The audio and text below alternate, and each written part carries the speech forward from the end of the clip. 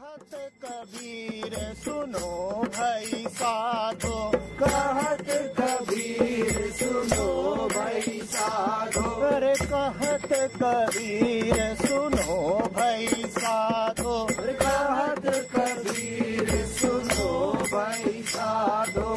साहब मिले सबूरी में, अरे साहब मिले सबूरी में, मन लागो यार फकीरी में।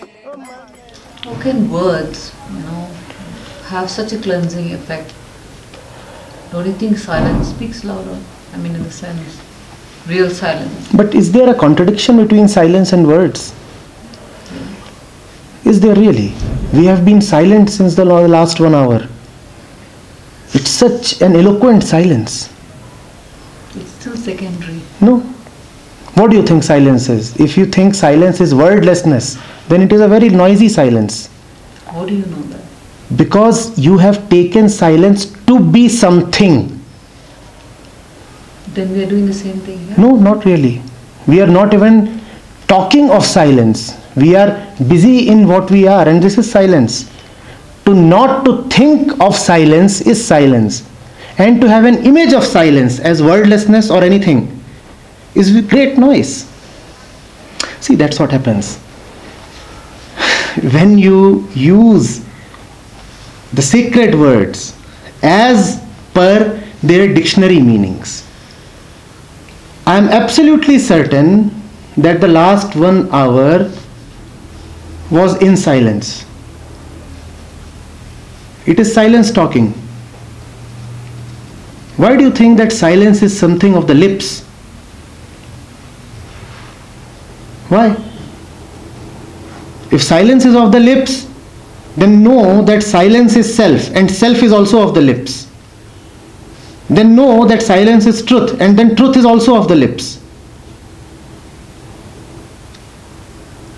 Silence is that in which these words are said and heard.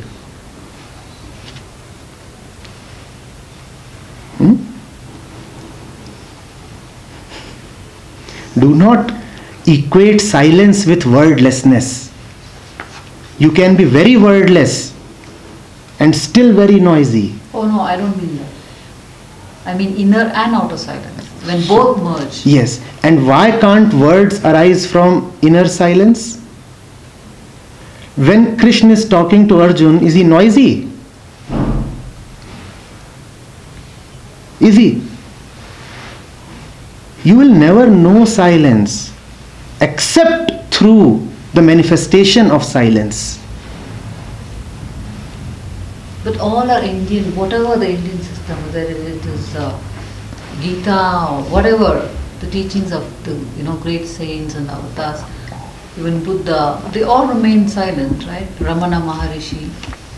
When Ramana Maharishi was talking, was he not in silence?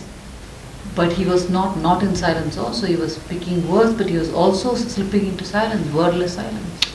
I'm talking of the moments when he was talking. Are we saying that you see, all you know of Ramana Maharshi is his words, right? Yeah.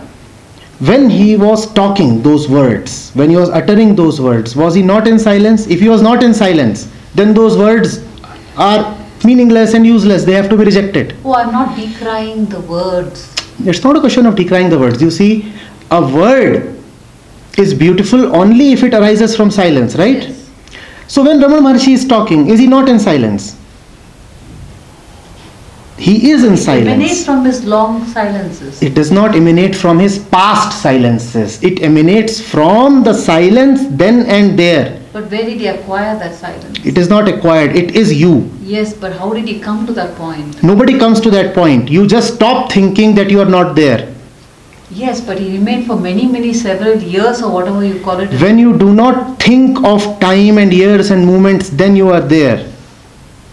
Because you are loaded with so many stories about how it happened and how it so why did not happen. So why are we not Ramana Maharishi? Why are we not Ramana Maharishi then? Who said you are not Ramana Maharishi? Why are we not realizing that? Because you are realizing so many other things. There are so many other stories and you are preoccupied with them. You are sitting on the earth. Here. You are nicely seated. But if this is so attractive and this is so attractive and that is so attractive, will you ever pay attention to your foundation? It is there. You are already there. You don't have to come there. You don't have to acquire that seat. But if you are so occupied with the stories here and there, then you will totally forget that which you have and that which you are. That is why the right teaching helps you forget. It is a dissolution. It is not something that gives you one more fairy tale. We are already too full of fairy tales. Who is Ramana Maharshi? When you say, why are we not Ramana Maharshi? Just a while back I said, who is Kabir? Didn't I say? And if we are wedded to the body, then we look at Kabir as a body. Now, is Ramana Maharshi a body? He is surely a body if I am a body. Otherwise, if he is the one, the self, then how are you not Ramana Maharshi? Of course, it is only Raman talking to Raman here.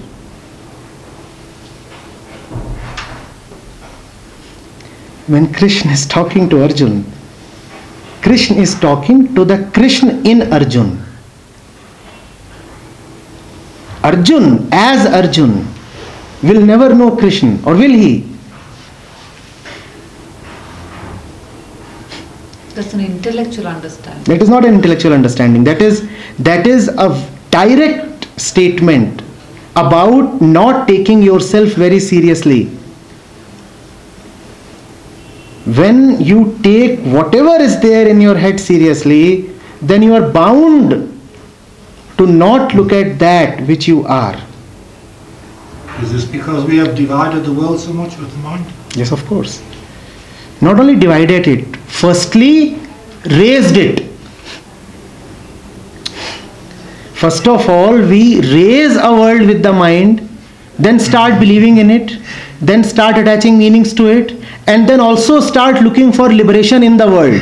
So Ramana Maharshi is out somewhere there, and his books are out somewhere there, and they will help me to get liberation. Now, who is Ramana Maharshi? He is just a projection of your mind. The real Ramana is sitting in your heart. But which Ramana are you talking of? The one out there, the one in time and space. And then that's why you are able to use such words like many years, what happened to him, past tense, him as a man, many. Only when something is out there, then you can talk of him as an object. If I already have attained that state, or whatever, you can say the inner state that is already me, I won't be sitting here. You are So sitting. obviously I'll be You are in the sitting world. here just as one can sit here and search for the earth under his feet. You can walk a lot using your feet, searching for the earth beneath your feet, not knowing that unless the earth is beneath your feet, you won't be walking. So you have walked a lot, you have come here searching for that which is just beneath your feet. This search has to stop. Sir, for all those 10 years, or 10 days, 11 days, we have been saying that we think that we are unfulfilled. You know, all search proceeds on this assumption that you are unfulfilled. You need to become Raman. That something needs to be attained or obtained. That one needs to reach somewhere. All search proceeds on this assumption. It is the search that needs to be dropped, not the truth that needs to be attained. So when we drop the search, Can it be an assumption? Well, it's okay. Can it be an assumption? Yeah. Seriously, would the one that is there after the dropping be someone you can imagine? Maybe not. No. If not, then we cannot proceed on assumptions. We cannot say if we drop the search. Okay, so It is like saying if I meet God. yeah, but the fact that we are gathered here means that we are all searching for something, right? Let's talk only about ourselves. Okay, me. When I'm here, it means that I'm in search of something. You are in search of something. If I'm not in search of something, why would I be here? So that's a fact. You are in search of something. Yeah. Yes. So I'm here. So This is good searching. it is not good searching. If you are here as the searcher, then even if you find, what do you remain?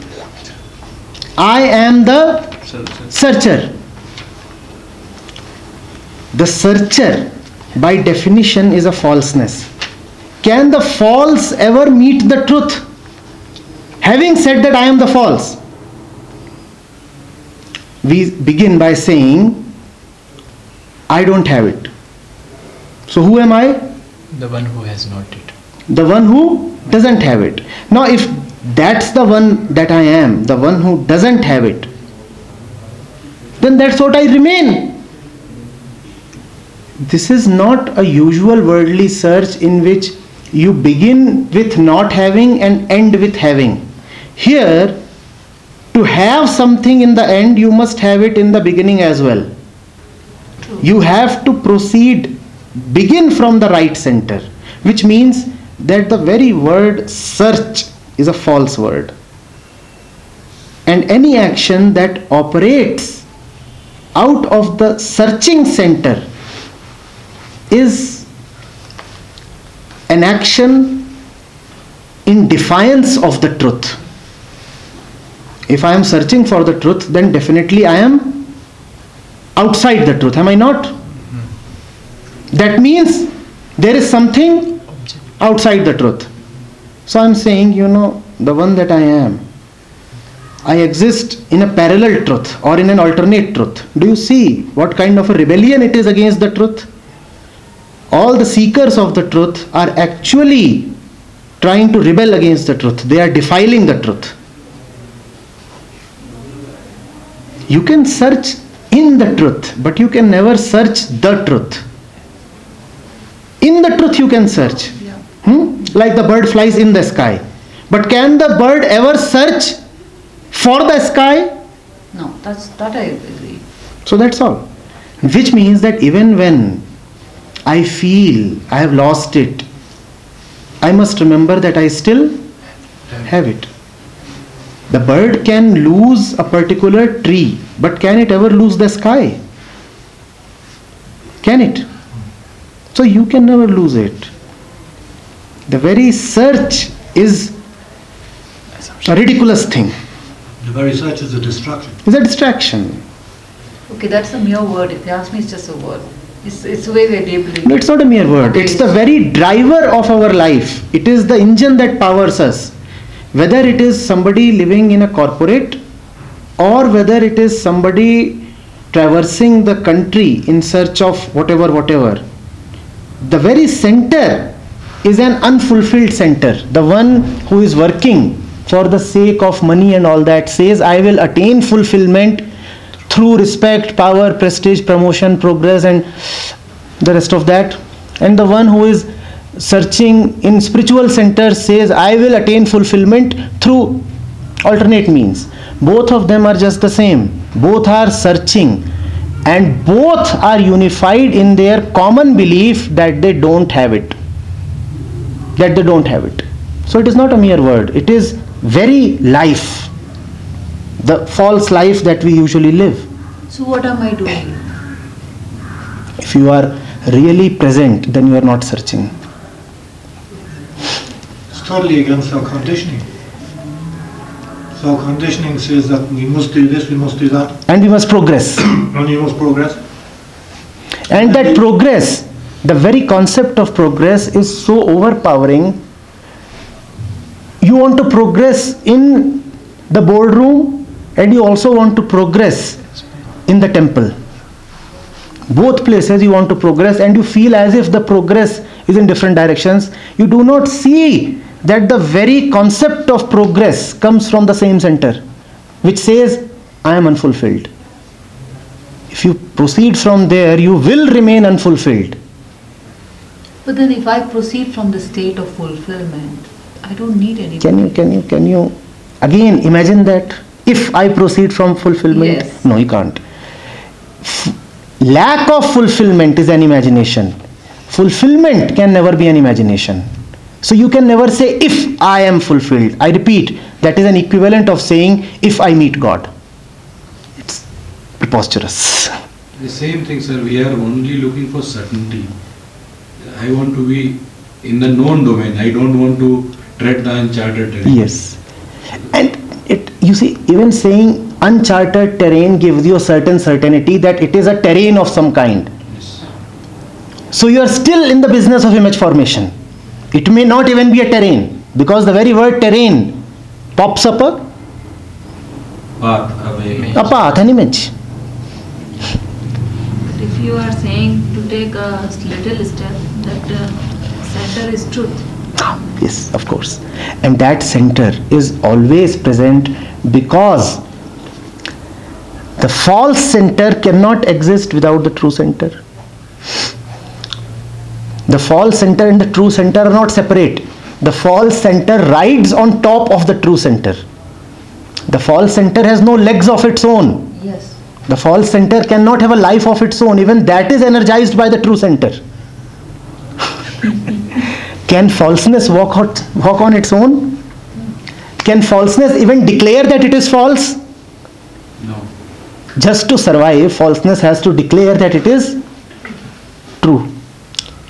So, never be worried of giving up the false center.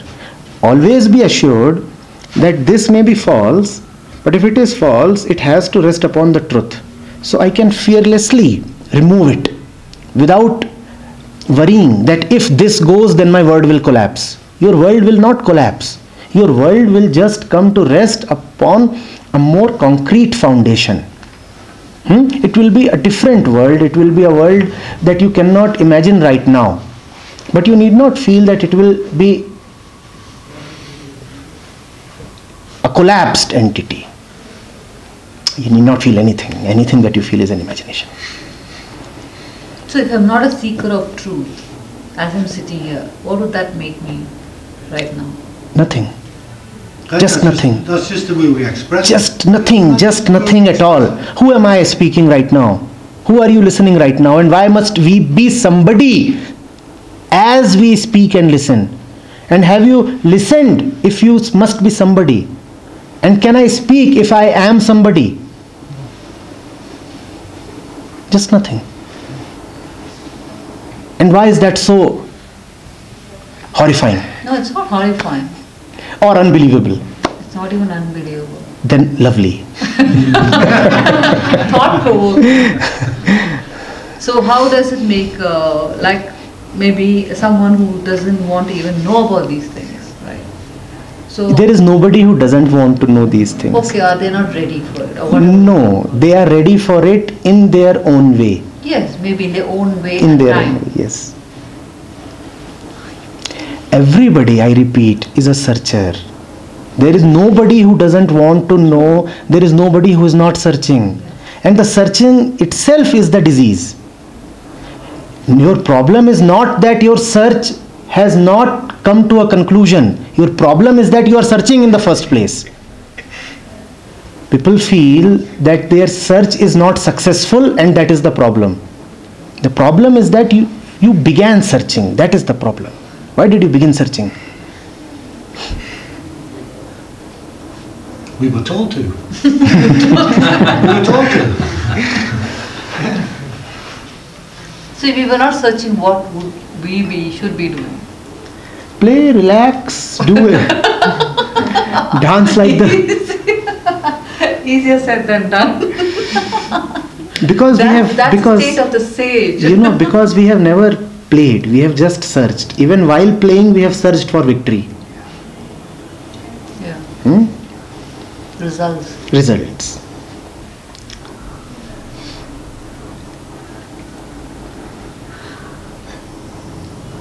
Shiva is known to be, a great ascetic in always meditative In silence. all scriptures, So why are we spending so much of time in words? Shiva has spoken so much. You know how thick is the Ribhu Gita. This is not even 0.1% of That's the... the outcome of a silence. That's the outcome. Don't even call an outcome. Just say It is the manifestation of a silence. It is how someone dealing in words looks at silence. The silent one looks at a speaking Shiva and hears only silence. The talkative one looks at a speaking Shiva and hears words. Both are concurrent. Silence is nothing objective. Silence will always manifest itself. Now Shiva is Shiva. And is Shiva separate from Shakti? You could just say Shiva is silence and Shakti is the words. And they are together, always together. That togetherness is represented in Krishna. You look at Krishna as a person and his words and actions and even intellect and plans and all that which this world stands for. Relationships, wives, war, victory. And you look at the essence of the Gita, there Krishna is just Shiva.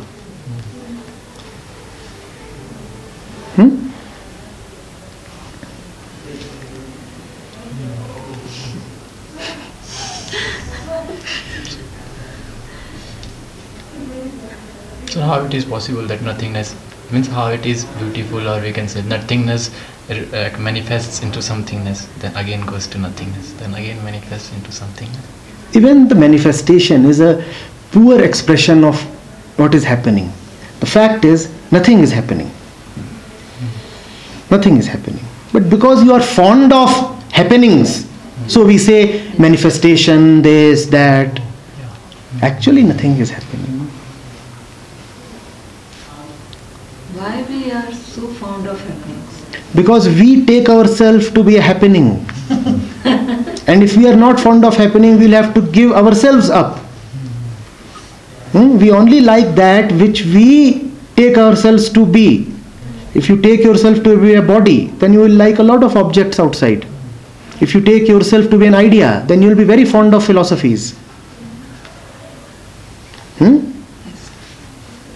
Yeah, we do have our preferences, even if it's the, right? Yes. We do have our preferences. We do have preferences. Some of us find that truth through japa. I think some of us do that through philosophy. Some of us do. I think the tools are different. Nobody can find the truth. Again the same thing. It's not to be found. Take all of that as a pastime. But it A game. purifies, no? It purifies one's It purifies, yes. It burns away all that which you have taken to be the truth. Yeah. It, mind you, never takes you to be the truth. It just burns away that which you have assumed to be the truth. And these are two very, very different things. Extremely different things. Correct.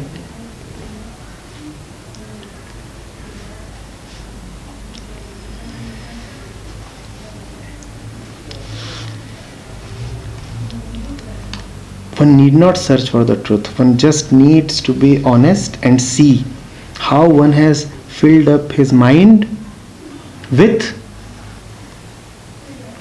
assumptions about the truth.